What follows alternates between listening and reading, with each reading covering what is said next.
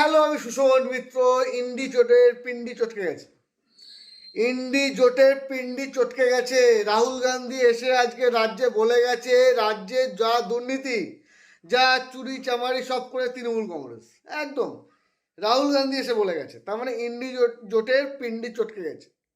আর সবচেয়ে বড় কথা, আইপ্যাকের কর্ণধার অ্যারেস্ট হয়েছে। অভিষেক ব্যানার্জির মাথা খারাপ হয়ে যাচ্ছে। মানে চুরির অভিযোগ রাহুল গান্ধী করেছে, কেন করেছে বুঝতে হবে। দিল্লিতে আইপ্যাকের কর্ণধার অ্যারেস্ট হয়েছে, কী কারণে সেটা নিশ্চয়ই রাহুল গান্ধী জানে। আর এদিকে দিদি মানে ইন্ডি জোটের যিনি নেত্রী হওয়ার চেষ্টা করেছিলেন, ভুলে যাবেন না কিন্তু সেই দিনগুলোর কথা।